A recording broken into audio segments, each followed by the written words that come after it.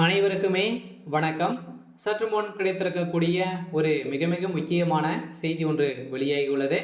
சற்று முன் செந்தில் பாலாஜி செய்த சம்பவம் அலரும் கோபாலபுரம், திமுக கதை முடிந்தது, இது மாதிரி செய்திகள் வெளியாகிருக்கு.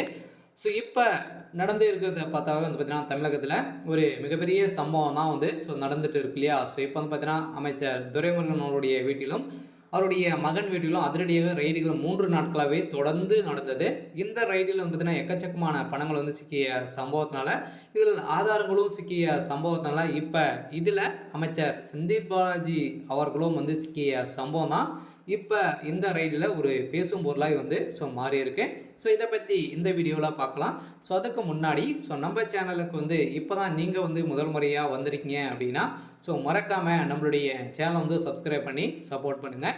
ஸோ வாங்க வீடியோக்குள்ளே போகலாம். ஸோ அமைச்சர் செந்தில் பாலாஜி அவர்கள் ஏற்கனவே அவருடைய வழக்கு நிலுவையில் தான் இருக்கு இல்லையா. ஸோ அவர் பார்த்தீங்கன்னா நிபந்தனை அடிப்படையில் தான் இருக்கார். ஏற்கனவே அவர் சட்டத்துக்கு விரோதமான பண பரிமாற்ற வழக்கில் தான் சிக்கி இப்போ அவரும் கைது செய்யப்பட்டார் இல்லையா. 1.5 வருட காலமாகவே புழல் சிறையில் தான் இருந்தார்.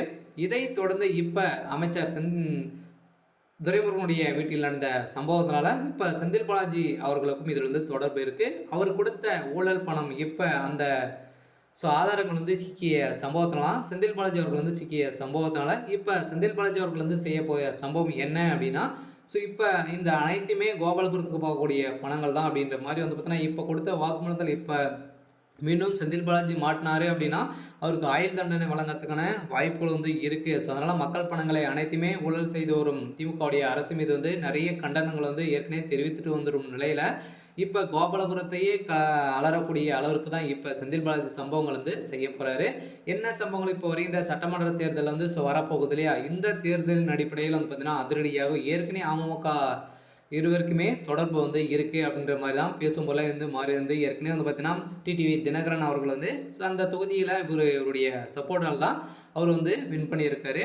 ஸோ இதை தொடர்ந்து தான் இருவருமே கூட்டணி வைத்து புதிய கட்சி ஆரம்பித்து எப்போ பார்த்தீங்கன்னா ஒரு மிகப்பெரிய கட்சியாக கொண்டு வரக்கூடிய நாள்கள் தான் செந்தில் பாலாஜி அவர்கள் ஏற்கனவே இருக்காரு. அவர் செந்தில் பாலாஜி அவர்கள் பார்த்தீங்கன்னா நினைத்தாரு அப்படின்னா ஒரு புதிய கட்சியாக உருவாக்க முடியும், அளிக்க முடியும். அந்த அளவுக்கு அவர்கிட்ட திறமைகள் இருக்குது.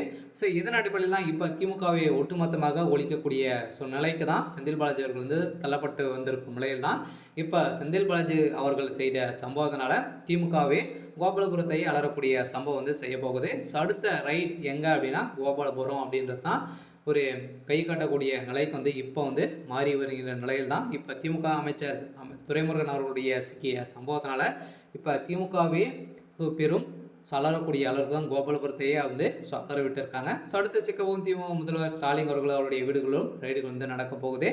சரி, ஓகே. ஸோ இதுக்கான அப்டேட் பார்த்தீங்கன்னா இதுதான். ஸோ மறக்காமல் நம்மளுடைய சேனலை சப்ஸ்கிரைப் பண்ணிக்கோங்க. தேங்க்யூ.